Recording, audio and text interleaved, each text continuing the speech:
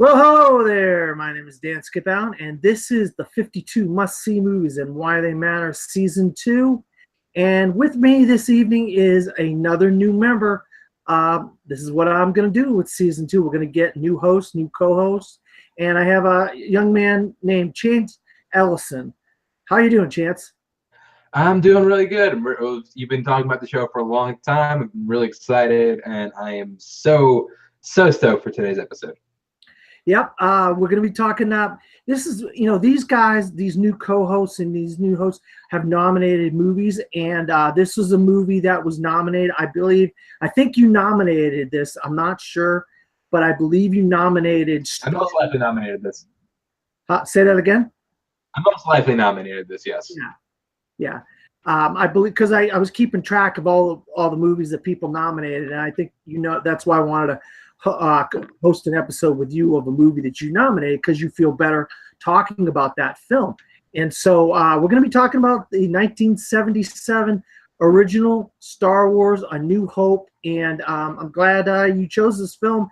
And this is where we're going with season 2. We're talking about a lot more films that came out in the last 40 years. Of course, we got a few classics in there.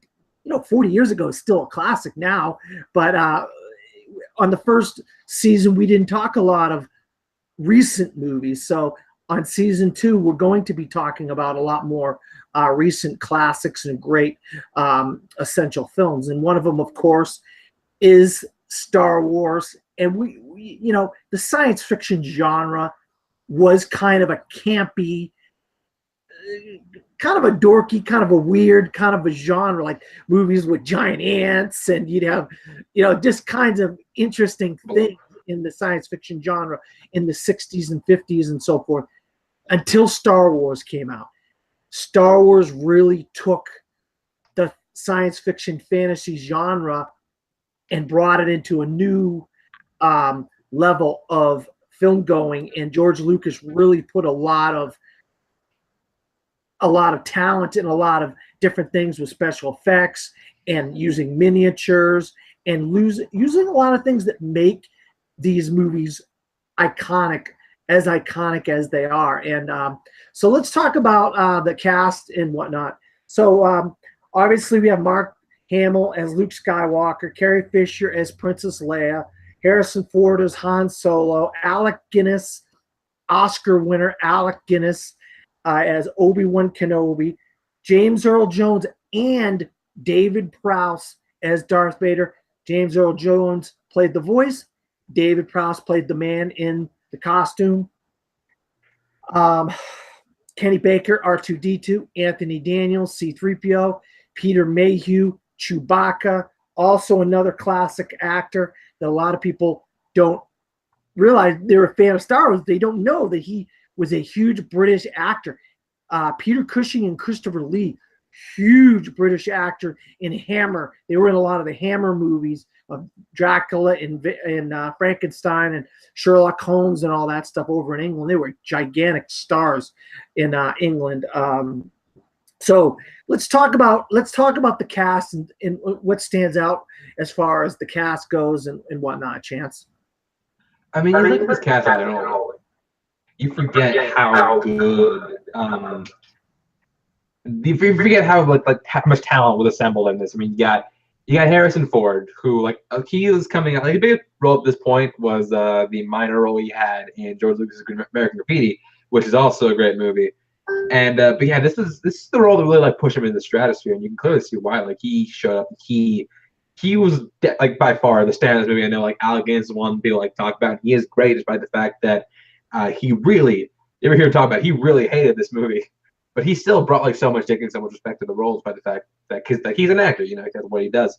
You also got the breakout of a great franchise actor, Mark Hamill, who this is his first and one of his only, no, not one of his only. He had a few major iconic roles, but this was the start of that. And he, at that point, he really needed to get someone to embody the teenage aspect, and the perspective of a kid in this, because like you said, sci-fi before this was always starring older gentlemen. This is the first real mainstream one, except for something like Logan's Run, which starred a younger person as a main protagonist. And then you have Carrie Fisher, like rest in peace, Carrie Fisher, who in this movie, she gets a lot of flack for the the fading accent, but man, she brought so much to the table with the character of Princess Leia, just from like her dialogue to her mannerisms. Like she was one of like people say like Ripley was the star of like great female protagonist. I disagree. I think Princess Leia was the genesis of great female protagonist. Like she had like so many great lines, which I'll get to in the movie. Where like she does not mess around. She does not mess around. Like she will like straight up. She will not be talked down to. She will talk down to other people. I thought that was great. Then you got Anthony Daniels, Kenny Baker, two actors who hate each other in real life but had great chemistry within the movie. Peter Mayhew, great like bodily actor, this Chewbacca, I mean, so fantastic. And Peter Cushing, who does not get enough credit for Grand Moff Tarkin, and also the man, the myth, the legend, James Earl Jones as Darth Vader, who you really appreciate. Like you watch that movie without like his voiceover, it makes you really appreciate it makes you appreciate how much how essential he was in that role, because David Prouse, I mean, like he's great in the suit, but you need someone who can really do that voice. And James Earl Jones had that in the 70s. He was fantastic. This cast up and down, just phenomenal.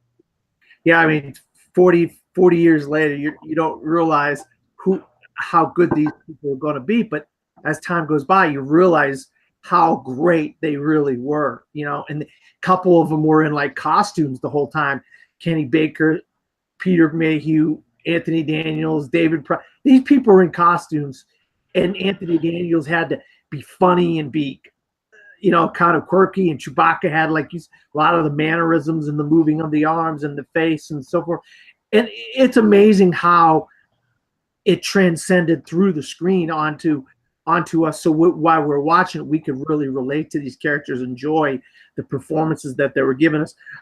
Another thing is directed by George Lucas, and John Williams does the score. And I always think about this film as it's not about what the characters and the stuff you see. It starts right at the beginning with the scroll and the Fox fanfare. What do you think about that stuff in the director and John Williams and the score and stuff? I mean, from a technical level, this is a huge risk that was taken in 1977. I actually wrote a paper on this story of this movie when I was in high school, and you read about it. When George Lucas was first trying to pick this movie, he had an unfinished cut. It had some scenes completely finished. The dogfights, a lot of them were taken from like old like World War II movies and stuff like that.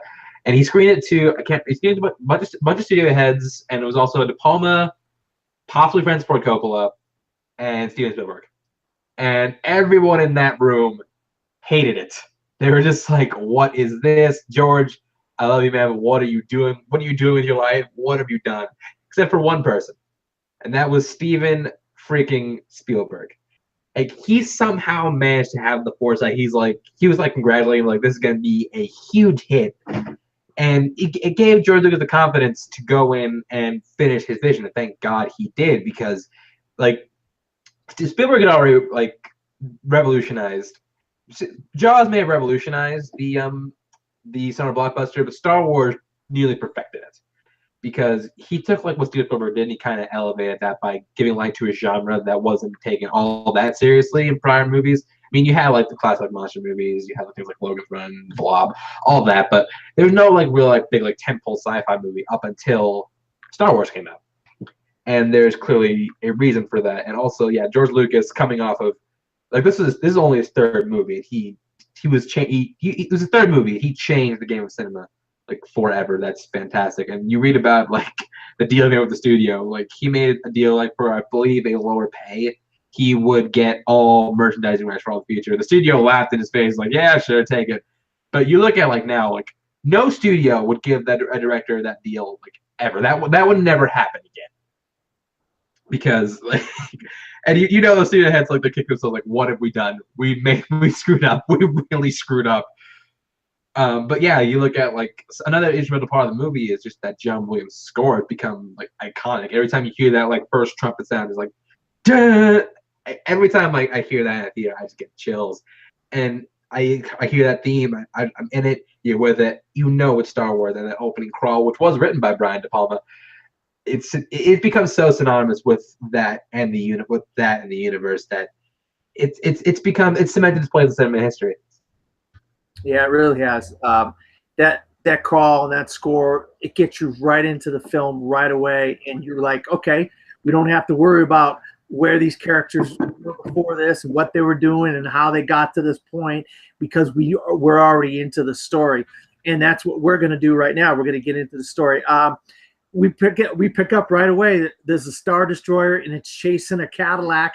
They call it a Cadillac. It's a kind of ship. And then you got R2-D2 on the ship, and him and C-3PO are walking around, and then there's all these guys running around. Then you obviously the door smashes in, and you see Darth Vader come through the door, and it's just all hell's breaking loose on this Cadillac, and the R2-D2 and C-3PO escape in an escape pod while Darth Vader's, basically interrogating Princess Leia. Where are the plans? Give me, she's like, I don't know. I'm just a diplomat on a diplomatic mission. And this, that beginning, movies don't start like that, but that is one of a cool beginning of the film. No, yeah, exactly. And well, first of all, I can't help it. The Star Wars fan in me is like, correct you. It's actually not a Cadillac. The ship was called the Carillion Corvette. The Corvettes. My bad. You're absolutely right. I meant to say Corvette. I said Cadillac. I meant to say Corvette. You're absolutely right. That was I wrote the down Carillion. It's the Rebel Blockade Runner or the Carillion Corvette. Yep. But either way, great scene. And as soon as you get all those rebels getting in place with their guns. And you just hear it, and that's a really great aspect of building atmosphere. You just hear, something's gonna bust through that door any second, and you're just waiting for the knife to drop. And then as soon as you see a bunch of stormtroopers come in, a bunch of rebels die. I was like, wow, this is a really violent opening. I said that when I saw the movie, and I was like 7. I can't imagine what I thought when it was 1977. I'm like, my God, the violence. But yeah, you had that, and then one of the best entrances in movie history. You have through just a puff of smoke, big dude in a black suit, Darth Vader entering in. He comes in, he chokes out Captain Antilles. It's and another great part of Princess Leia's character, Darth Vader, this big ass scary space wizard, is standing right in front of him. And she feels no fear. She's in there, she's talking shit to the dude. The show's oh wow, Darth Vader's he's a big badass. But Princess Leia, she's not backing down. No, she's holding her own against him, because that's just the character. She's just a wise talking kind of snarky kind of hey, I don't care who you are. I'm just an emperor. I'm just a princess on a diplomatic mission here. I don't know what you're talking about. It's she has to kind of have this version of, I don't know what's going on. So how can I tell you if I don't know what's going on? And so that's what she has to do. So once C-3PO and R2-D2 escape in the escape pod, they land on Tatooine, and what we hear is, before that, is a message. Leia gives a message to Obi-Wan Kenobi. You're my only hope. And she puts it inside of R2-D2. And that's what is, that she also has the plans. We all know this. The Death Star plans is inside R2-D2. And so R2-D2 and C-3PO escape in the escape pod. One real quick thing an actor that we know from plenty of movies, Thor: The Dark World, other movies, as in a cameo, Christopher Eccleston. I see him in a cameo in the at the beginning of Star Wars, which was kind of interesting, and he has a couple lines of dialogue with Darth Vader. So these guys get in an argument, and they both want to go their own separate direction. Chance, why not stick together? Why go different directions?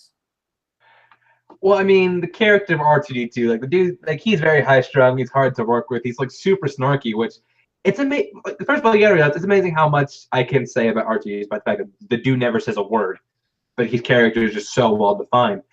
And you got to imagine like he's trying to keep like his cards close to the chest. I mean, like even later in the movie, he's demonstrating that he's tight-lipped. No, he's a good soldier. He's a good rebel. So like C-3PO is getting frustrated. I was like, you know what? Fine, you do you. I'm going this way. And yeah, it didn't bode well for Prouse character because R2-D2 got captured by Jawas, and then C-3PO same thing. Which I mean, I don't know if that was like the real intention of the actors, but it was super believable. It was super well done because like, oh no, I'm watching two friends like break up right in front of me. Yeah, and I thought that scene was like very effective, very well done, despite the fact that you're really watching like two hunks of metal walking around in the desert for like 10, 15 minutes. And it really has a throwback if you're a fan of the old Laurel and Hardy or all those kind of comedic duos of the 30s and 40s, that you have a robot and two robots, and they have such amazing banter together, and they're so funny. I just recall that is being something that reminded me of those great comedic duos of back in the day, and that's one of the things that was really enjoyable about R2-D2 and C-3PO.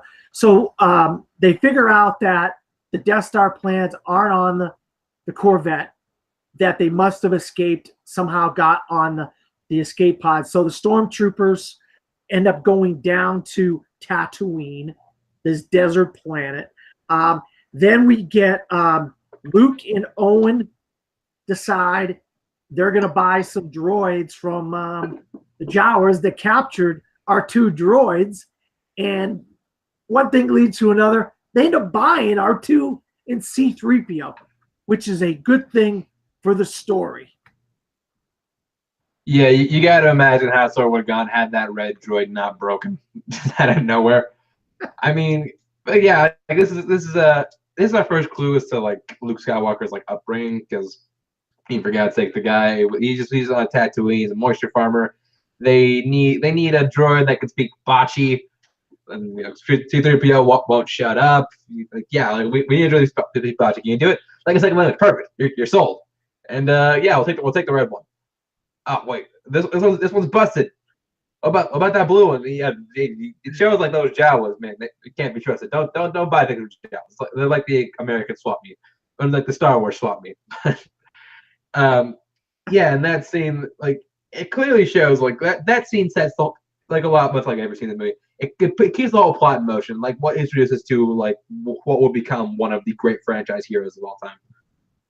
Yeah, and of course, Owen's like, hey, go get these robots cleaned up and fixed up. We're gonna need them on the far side of the thing the next morning. And of course, we get one of the most famous quotes in Star Wars. I wanted to go to Tashi Station to buy some power converters. You're like, what the heck? Power converters? Tashi Station? What is this? And of course, he doesn't go, and he starts cleaning R2, and he finds the message. He finds our message, which really is what we need to see happen. Yeah, and first of all, about the Tashi Station line, yeah, that's what I'm pointing to a lot, because people don't like how like really like whiny he is, but at least for the first half of that movie, and I can get why. But you gotta understand, like he's a teenager, like any teenager I guess is gonna do that. I mean, Harry Potter did the same thing, but yeah, it's funny you actually bring up Tashi Station, because there's actually some like deleted scenes where Luke actually goes to Tashi Station. That's where we actually meet Biggs Darklighter. God, I can't believe I forgot that. Yeah, like there's a bunch of scenes where you see Luke interacting with his friend on Tatooine, but like those were cut because like the series like, it's too American graffiti in space. But yeah, and that's when we get like Luke seeing the message for the very first time, that classic hologram, help me Obi-Wan Kenobi, you're my only hope. And then Luke's like, Obi-Wan Kenobi. What if she means old Ben Kenobi? Which how many Kenobis? It's gotta be him, right? How many Kenobis can be on Tatooine? But then, anyways, R2, he's got a mission. So in the morning, he goes off in the desert, on his own. Which, man, that droid's got some power. But actually, I behaved myself. Before that, we get that classic dinner scene where we find out you hear more about Luke's father, who apparently he's someone that is not too reputable, at least not in the Uncle Ben and Aunt Beru house. And we also get the introduction of blue milk, bantha milk, which was something that's become very big in the Star Wars universe. But yeah, R2-D2 goes. He nearly gets himself. He gets caught in the desert. They get attacked by sand people who, for the record, let's not forget, walk in straight lines to hide their numbers. And that's when we meet the man, Ben Kenobi, Alec Guinness, in the role of the old hermit, who we later find out is secretly a Jedi Master. Absolutely. Yeah, I was just going to get into that.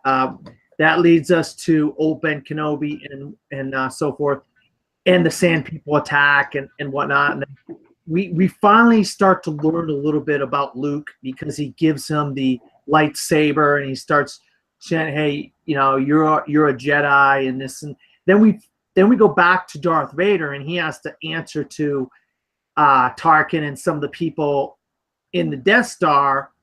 And we get another great, because they don't believe him. He doesn't know what he's talking about. He knows where the Death Star plans are. He knows they're on Tatooine, and they will find them. He says to the guy when he's like not believing him, "I find your lack of faith disturbing," and he's choking this guy out. That was another great quote from Star Wars. That is one that everybody uses. And what happens is, when we have our stormtroopers that came down to Tatooine, they start piecing things together, and they start figuring out they laser blasted the Jawas, and then Luke and Obi-Wan and them notice that the Jawas are destroyed, and then like, oh my God, if they found out where the droids were, then where are they going to go next? And of course, they go to his home, and Owen and Aunt Beru are dead. And this is a rough thing, because this is all Luke knew. He didn't know anything else. This is all he knew his entire life. Chance. Yeah, well, first of all, I gotta say we forgot to bring up the Twin Sons of Tatooine shot, which is one of the greatest score accompanying shots of film history. On that what's it called, the scene where Darth Vader's talking to his superiors, that's interesting to me, because that one demonstrates that Darth Vader, he's a big badass in the Empire, but there are people who do outrank him, because Tarkin's like, "Vader, release him." He's like, "Yeah, okay." So yeah, I mean, he is he's probably the worst case scenario to run into, with other people who do outrank him. And yeah, then also that scene where you go into and you see Aunt Beru and Uncle Owen. I said Uncle Ben earlier. I don't know why I did that. Uncle Owen. It's burned to it. That was shocking me, because they literally show you their burnt, charred corpses. That's just a cruel shot. And it the stormtroopers, they try to make it look like a Sand People attack, which we know it wasn't, because they're side to side, and side people walk single file. And yeah, they got to Uncle Owen and Aunt Beru, and we find out that Luke's like, "You know what? There's nothing else for me here anymore. I'm gonna go with you. I'm gonna help you deliver these plans. I'm gonna help you get to Alderaan, which is where Ben Kenobi needs to go, because that's where that's where Princess Leia's father, who we later found to be Senator Bail Organa, that's where he is. That's where they need the help." So they then go to Mos Eisley Spaceport, which I guess is a big city on Tatooine, which, I mean, yeah, it's a big city on Tatooine, but Tatooine sucks, so it's still kind of like a small town. But at least one of the great lines: "You'll never find a more wretched hive of scum and villainy in the galaxy." I got it right here, Chance. As the next words out of my mouth is another great quote, and it is one of my favorite. I'll tell you right now, it's one of my favorite quotes of all time. "You'll never find a more wretched hive of scum and villainy." It's like, yes, I can't wait. What's this? What is this? What are we gonna get into here? And another favorite scene of mine when I watch this movie, and I've watched it just as much as anybody else. I just don't talk about Star Wars as much as other people do, but I've watched it probably just as much as other people. You don't need to see his ID. These aren't the droids you're looking for. Move along. I mean, this is great. He uses Jedi mind trick on the stormtroopers. You know, it's like, oh man, move along. I love it. You know. No, absolutely, and like on that kind of villain, like that does so much to like give you like insight to like the character that we meet later. It's just like it's never been a more Richard High School villain in the Galaxy. Okay, so like when we get to the scene where we meet the Han Solo, like okay, yeah, it tells you everything about the place, tells you everything you know about the character we're gonna meet here. That's a great like scene setting exposition. It also does a really good job setting up like Ben Kenobi as like this like force wielding badass because like he uses like a Jedi mind trick, which that was crazy. It's like man, these Jedi's these Jedi's they were on some shit. Like how they get eliminated? Like how they get eliminated? Only by the biggest badass in the galaxy, Darth Vader. But yeah, we next scene goes to the Mos Eisley Cantina, which is essentially like space bar, where Luke gets into a tussle with these space dudes. He doesn't like you. Sorry, I don't like you. He only gets to a fight. Then Ben Kenobi whips out a lightsaber, a sword made like a laser sword, lops off his arm, which is like that's crazy. But like we never see anything like at least like up to that scale, up to like that like budget with that kind of dignity, which it was crazy. And although it really didn't make sense because that dude was bleeding and it was a lightsaber that should card right immediately. But whatever, it was still an awesome scene. And then we go to the next scene where we meet the man, the myth, the legend, the smuggler, one of the biggest bounty hunting badasses in the galaxy, Han Solo and Chewbacca. Yeah, you're absolutely right. I mean this is what I mean. I love Star Wars, but these cantina scenes, these Mos Eisley cantina scenes, are some of my favorite scenes in the entire movie. I love it when we get these kind of places where they're filled with aliens and robots, and you don't know where these people came from, what their races are. And I love the bartender. He goes, "We don't serve their kind in here." And then the band is. I love Figuring Dan and the Modal Nodes. They have their song. I love that song. I mean, this is stuff that's like, it really adds to the real genuine kind of nature of this film. And where it's not just this campiness. The costumes look real. The aliens look like they could be real aliens, and they have a space band and a space bartender and Obi-Wan wham cuts the guy's arm off like, hey man, dude, don't mess with my kid. He's my kid. He's with me. I'm a Jedi. And of course Han Solo, talks about the Millennium Falcon. We did the Kessel Run in 12 parsecs. He tries to negotiate for 10,000 credits, and Obi-Wan's like, we'll give you 2,000 credits now and 15,000 credits later. And he's like, 17,000 credits? Yeah, okay, all right. I'm in hangar 94, spaceport 94 or whatever, docking bay 94. Docking bay 94. And then before we get there, our buddy Greedo shows up. And who shoots first, Chance? Who shoots first? You tell me. I mean, we're going on the original cut of the movie, which is what I'm talking about, which is the best cut of the movie. Han absolutely shoots first. I mean, it shows that this dude's a bad guy, not be messed with. And you try to wreck his shit, he will get the best of you. And it's just like a great character building scene, which is it sucks that George Lucas kind of went back and he went back and tried to like undo that with a special edition because like I was like, you can't redeem someone who shoot first or whatever crap. But he did that later in the trilogy anyways. But I guess we can talk about that later episodes. And also the whole saga, an overarching theme about that is redemption, and which I mean at the scene that hits Han Solo very hard, especially because of his criminal past and all of that. And I think taking that kind of undercuts his character a little bit, but whatever. And it keeping still going. We get to Docking Bay 94, and we see for the very first time the Millennium Falcon. And I think Luke Skywalker expressed the thoughts of the audience watching it the first time, like, what a piece of junk, because it really looks like there's no way this ship could do a Kessel Run in less than 12 parts. Like no, nah, come on, man. And then you see that awesome getaway with the stormtroopers in the first scene, which we did demonstrate that they can't hit crap if it's a main character. You see this giant ship that can't hit it. Like they fly away into the galaxy, and that's when we start. We get into that scene. That's when we start to see Luke get his Jedi training. Yeah, you're absolutely right. When they're going to Alderaan, he's getting his Jedi training. But two scenes involving Darth Vader I want to get to. One where he's trying to interrogate Princess Leia, and he can't get nothing out of her. I mean, she is you cannot interrogate Princess Leia.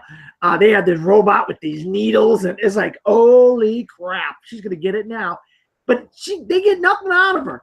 And then, of course, they say, all right, we're gonna do a little bit of different. We're gonna show a demonstration, and we're gonna say, tell us where the rebel base is, or we're gonna destroy your home planet of Alderaan. And she's like, all right, it's Dantooine. And they're like, well, we're already over here at Alderaan, so it's too far to go back to Dantooine. It's not a big enough planet. Might as well to do a right demonstration. So we're gonna blow up Alderaan anyway. Oh my God! Holy crap! These guys just destroyed a planet. And it really like the gravity sinks in, because like you send them in a world where like there's no way they have something that can destroy an entire planet. That's impossible. And we're gonna sit here and drink our blue milk and wait for, and give orders to our rebellion. But then you have Princess Leia, who like she's like, oh, I can't chance this. So she gives us the information, or like billions of people are going. She's like, I gotta give this information up, or billions of people are gonna die. And then she's like, she gives it up. And they do it anyway. It demonstrates like the true like ruthlessness of this empire, which by the way was a big thing to say, because America's a big empire, and calling the villains the empire, that was a huge thing in 77. But yeah, you get into that, and then you go immediately the next scene, you go to Obi-Wan Kenobi in the Millennium Falcon. It's like, what is it? It's as if a billion voices just cried out in terror, and then were silenced. And you're like, oh man, that hurts. That really hurts. Yeah, that was pretty a rough scene. Since we're in the Millennium Falcon, another scene. They're trying to Luke and Han and everybody's in there, and another famous line that I love is, no hokey religion can beat a good blaster, which is kind of a really hokey religions and are no match for a good blaster. I'm like, yeah. It's just the thing a smuggler like Han Solo would say, and so Luke's like you said, he's doing his Jedi training in the Millennium Falcon. Then they run into what they think is a meteor shower, but guess what? Obi-Wan says, nope, this was Alderaan. Alderaan is destroyed. Then they see a TIE fighter out in the middle of nowhere. They think this is a TIE fighter flying around the middle of nowhere. Then they say, oh, the TIE fighter's going into that small moon. The closer they get, that's no moon. That's a space station. Then they try to get away, and they can't. They get sucked in by the tractor beam. Then we get our heroes are sucked into the Death Star. They're in the Death Star, and they have to hide from the stormtroopers that are there. They hide under the decks of the Millennium Falcon because the stormtroopers are walking around. I don't know. There's nobody here, and that's when we get into another fun series of scenes after that. No, yeah, that whole sequence on the Death Star is it's one great scene after another. Just starting with them going into the Death Star initially, because like Han's like, I cannot get caught by the Empire. I got to get out of here. Which if he knew what was really going down, he would either charged way more for the job, or he wouldn't have done it. I'm not sure exactly how much a galactic credit's worth according to like USD, but it's got to be worth a ton. But it's still not worth this. Like he's got to get out of here. But then you get into the scene where like they're hiding away, and then you get into the other scene where they one of the first scenes of Star Wars disguising, they get two stormtroopers, like take them out, take their uniform, and then just like go on their merry way inside the Death Star, so they can like go undetected. They break into a control room, wreck shop in there, so they can get all the information they need. Leave the droids there, and then at that point, like the crew kind of splits up. Like Han, Luke, and Chewie kind of go to find the princess. Ben Kenobi goes to shut out the tractor beam, and then the two droids they stay behind. They can't do much. They got to stay behind there and monitor everything else. Yeah, absolutely. Thank God the droids stay behind, because if they did, we wouldn't have had a few. Our characters might have been squished in a garbage disposal. Of course, they're at post TK421. That's the stormtrooper's name, TK421, that they take over his. He's supposed to be at a post. Why have you left your post? And of course, then he said, well, I'm sending a group of guys down there to check on you. And Han's like, all right, guys, we got company. We got people coming.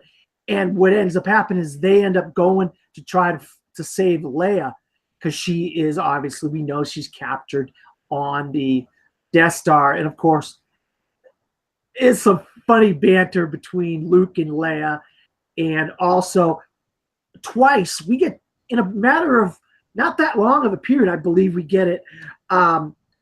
We get this twice. I have a bad feeling about this. Luke says it once while they're on the Millennium Falcon and they're in the tractor beam, and then Han says it while they end up escaping. When they try to escape, they end up in the garbage disposal. He says, I have a bad feeling about this. This is a running gag, or a running kind of thing in Star Wars. If you go through all of the Star Wars movies, a bunch of different characters say it. I got a bad feeling about this. Everyone says it in every movie at least once. Yeah. And so it's kind of like a running thing with Star Wars. Everybody says, I got a bad feeling about this. Of course, Luke ends up rescuing Princess Leia. And then Obi-Wan, like you said, goes off. And Darth Vader senses him. He senses his presence. And so Darth goes looking for Obi-Wan. And then we have, while all this stuff with the trash compactor, shut off all the trash compactors, shut off all the trash compactors on whatever level. That's Luke yelling. And then we got this whole stuff going on with Obi-Wan and Darth Vader. We got a lot going on at the same time here. No, yeah, we do. We have a Darth Vader showing the tractor beam. A great scene happened prior to that. It was when they're finally getting to save Leia, to like whatever Leia's in, cell block. Oh, by the way, another good George Lucas Easter egg. Printer transfer from printer cell 1138, which is reference to his first movie, THX 1138.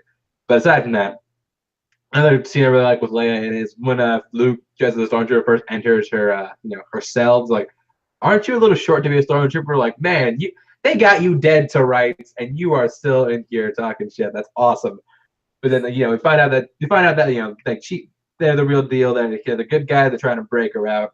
There's a really good like shootout scene in the hallway, which leads to Princess Leia like, give me that. Takes a gun, fires a few shots, shoots a hole in the trash compactor, and then everyone just jumps in. That's how we end up in the whole trash dump. So where oh shit, you're like, oh shit, like the walls start closing. It was like every claustrophobic worst fear. The walls start closing in. They can't fix it. And their only hope are the droids, R2-D2, C-3PO. They're not getting their message because right around the same time, there are stormtroopers, there are like Imperial soldiers in that same room where the two droids are, so they can't help them. So you're sitting there like first time watching, like, oh no, what's gonna happen? Are they gonna get crushed? Is this it? Are they gonna get them in time? Like Luke's screaming, and then at the very last possible moment, R2-D2. He goes in, he fixes it. Everyone's fine. Which is a really funny one between C-3PO. I think R2-D2 fails. Like you hear them, you hear their screams of pain. Like 3PO, we're fine. Yeah, just like so much great stuff going on at the same moment. Yeah, it really is. I mean, obviously this leads to the lightsaber duel with Obi-Wan and Luke, and everybody. Luke seeing Obi-Wan and Darth Vader fighting across the chasm in the Death Star, and they're trying to escape in the Millennium Falcon, but Obi-Wan's over on the other side, and Luke sees him, and Han and Leia's like, "No, let's go. We gotta get out of here." And that's when Obi-Wan basically, he has a line that he says to Darth, you can never destroy the Force. The Force will always be with me, and it will always be." And that's when he basically kills him dead, because he knows, Obi-Wan knows, that he's still gonna have ability to help Luke even as dead, even more than he was alive at that moment. Well, the exact line was, "Strike me down, I'll become more powerful than you could possibly imagine." There you go. Which, at that point, when you kill a Jedi, like a really in tune Jedi, they become one with the Force, and yeah, like, at that point, they are more powerful. They are like essentially like the most powerful beings in the universe, because like Force ghosts, badass. But yeah, like at that point, like you have Darth Vader and Obi-Wan fighting, and Darth Vader says, "Well, when I left you, I was but a student. Now I am the master, only a master of evil." They fight, and then at least at that moment, Obi-Wan just shoves up his lightsaber, goes like this, and then whoosh, he disappeared. He vanished into thin air. Luke sees, he's like, "No!" And then just starts shooting. He starts like shooting because he's pissed, because like this is the guy, he was a relationship with this guy. He was like, he's gonna teach me about the Force. I'm gonna become like a cool Jedi, like my father before me. And then like my mentor just died right in front of me, like, and he didn't even try to stop it. But although you do get a hint that like he's always gonna be with him, because like you hear that voice like, "Run, Luke, run!" And they all go off, and then you get like cool space battle where like Chewie's flying the ship, and then Han, like Luke doesn't have that much time to grieve, because like he's got to go out and immediately shoot down some TIE fighters in those cool like turret pods, which are really awesome. Yeah, that's when they end up escaping and in the Millennium Falcon, and they shot, like you said, shot down a bunch of TIE fighters and escape. But of course, Princess Leia, always with the smart line, "They let us escape. We didn't get away, because look, they got us in the tractor beam the first time. Why wouldn't they have got us in the tractor beam this time?" So she knows they escaped. That they put a tracking device on the Millennium Falcon, and this leads us to Yavin 4. And of course, the Death Star follows the Millennium Falcon to Yavin 4. This is where our rebel base is. And we have the whole big meeting with the brass, the higher ups of the Rebel Alliance, and all right, we know what the weaknesses of the Death Star, and you get all the X-wing fighters and everybody, and that's where we meet. Biggs and Luke have a moment to reminisce with each other, obviously, because they're used to fighting womp rats on Tatooine back in the day, and then of course we have the big battle with all the TIE fighters and the Death Star and the X-wings and everybody. Darth Vader gets involved, because the X-wings are so close to the surface of the Death Star, they can't really get to them, so they have to do kind of a real space duel with all the different ships. And of course, we see all the different guys getting knocked off. Of course, Luke is Red 5. We get Porkins, who gets blown up. We get all these different guys that get blown up. But who can save the day? We only know one guy that can save the day, Chance. Well, before we get to that, yeah, like you said it up, and like this scene is like really well done, because it feels like an old school dogfight, but in space. And yeah, it's a really complicated process, and like it's one that people like they can't do, because like they got to go along this trench and shoot a proton torpedo in its exposed exhaust port, which will just essentially blow up the whole station.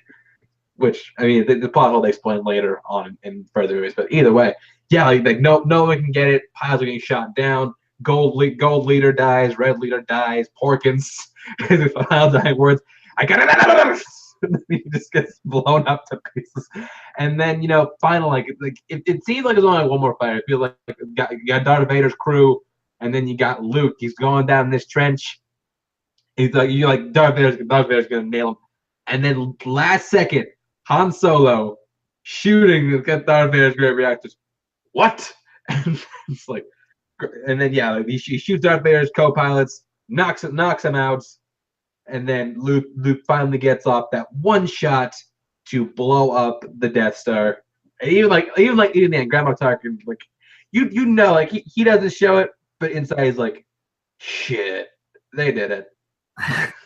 because he was gonna blow up. I think he was gonna try to get blow up the rebel base. They were charging up the Yeah, that was the whole thing. They were trying to get in position to blow up Yavin 4. Yeah, and you're right. I did skip over one thing. Han decides he's going to get his money and he's going to leave. That he did his job, and then Leia goes over and gives Luke a kiss, even though they're brother and sister. At this time, we don't know they're brother and sister, but I don't know if that was I think that was a brother sister kiss. I would say it wasn't on the cheek. I think it was on the cheek. It was on the cheek. So yeah, so it wasn't kind of anything too incestuous, if you. Well, no, we didn't get there until episode 5. Yeah. But yeah, so Han, when we get him and he saves the day and he shoots Vader's ship out of the way so Luke can get off that shot, he had come back.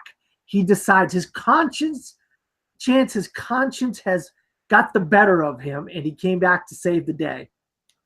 Yeah, Han Solo, like he goes through that's his character. Right? He's someone who goes from someone who could not care less, someone who absolutely gives a shit. Like these are my friends. I gotta go help these guys. Which, if you watch the Faded from Star Wars special, there's a whole like banter between two similar characters, which is the reason why he goes back. I'm just kidding, that's not canon, but it often was. But yeah, like it really shows the Han Solo groove. Like he's not the same guy we saw at the beginning of the movie. Like he's a hero now. He's a rebel. He's with these guys. And yeah, we have our big triumph moment. The rebels won the day. The Death Star destroyed. Darth Vader's gone tumbling into space. We don't know if we're going to see him again. Then we get to the finale of the movie, the big ceremony scene. It feels like a big like award ceremony. All the remaining rebels are there. Everyone's cheering. Han Solo and Luke get medals. Chewie does not. Which, why the hell does Chewie not get a medal? Hashtag Wookiees get medals too. And then big triumphant score. And movie's over. Yeah, I mean that whole thing, and the Nickelodeon Kids Choice Awards or whatever, People's Choice. I can't remember what they gave Chewie. They gave Chewie a medal on that, like years. Finally, 30-something. Finally, he got his due. Yeah, a lot of the time they thought, well, he didn't get a medal because he's the dog. I know, he's not the dog, but that's a lot of the reasoning behind why he didn't get a medal and the other guys did, is because he's kind of like the companion. He's the dog of the family or whatever. But I didn't say that. I'm just saying what I have heard from different various sources over the years. But Chance, I want to, I think this is like a no-brainer, but I want your opinion on why you think Star Wars is such an essential film and why it's a film that you personally nominated for the 52 must-see movies and why they matter season 2. I think the reason Star Wars resonates with so many people even today is because, I mean, when you get down to it, it's like the essential like hero's journey story. I mean, you look at just like Joseph Campbell's outline, that is beat for beat like Joseph Campbell's hero's journey, and like it's something that like it's infinitely relatable because you either like know someone like Luke Skywalker's protagonist, you really like empathize with. You like put yourself in that position. You like he has like great memorable characters, great memorable scenes. Introduces so many like great creative sci-fi concepts. It's done with like such dignity and respect. It does things that like up to that point no other movie had done, and that was only pushed further and further sequels. And I think the reason it's so resonant today is because it is so revolutionary. It was so groundbreaking. And even like special effects in that movie, like they don't look hokey, they don't look cheesy, they still hold up today. And I think it's an incredible milestone when you can do something like that can resonate over so many generations. And I think the fact that it's resonated, it's still around. They're still making new Star Wars movies, still building out the mythology. It's a dense world. It's a world that people have visited for decades, and it's a world people will continue to visit for decades. And I think that's the reason that Star Wars is still as relevant as it was in '77 that it is today. Yeah, no, you're absolutely right. And they since have made a movie called Rogue One, and that is the story of how our Princess Leia and our droids ended up with the Death Star plans, which I thought was a fantastic movie. I don't know why anybody else would think any other thing. I thought I absolutely loved Rogue One. And one of the things I loved about George Lucas is he really cares about Hollywood. He cares about the history of film. And one of my favorite things about Star Wars, and I'm going to go back to the Mos Eisley Cantina, that Mos Eisley Cantina is the actual Rick's Cafe American from Casablanca that George Lucas, it was on the Fox backlot that they took, or the MGM backlot that they took and refurbished to make it into the Mos Eisley Cantina. And so that tells you how much love of classic film George Lucas has, that he would take one of the most iconic places in Star Wars history, turn it into one of the most iconic places in movie history. And that, to me, is one of my favorite things about Star Wars, because Casablanca is my all-time favorite movie, and Star Wars is obviously in my top 50 or so greatest favorite movies. I like Empire Strikes Back better. That's just me, but that's another conversation for another time. I'm not going to get into it. But thank you, Chance, for being on this episode and talking about Star Wars with me. I really felt the love that you have for this film. And where can you be found? Oh, probably lots of stuff about Facebook, Chance Ellison, Twitter, Instagram at ChanceWars_91, Stardust and Letterboxd, Chance83. You can find me, Full Metal Media. The channel is on. I do a lot of stuff on this channel all the time. And check out my YouTube channel at Chance the Critic. And you can find me at Dan Skip Allen on Facebook, Twitter, Instagram, and Pinterest, at from the Fourth Row, also on Twitter. I also do film reviews, and I do a lot of movie criticism. And you can find me at cinesportstalk.com, CINESPORT sports. I mean CINESPORTSTALK.com, and right here doing more episodes of the 52 must-see movies and why they matter. And you'll get to see Chance hopefully down the road as well. So for Chance and myself, good night.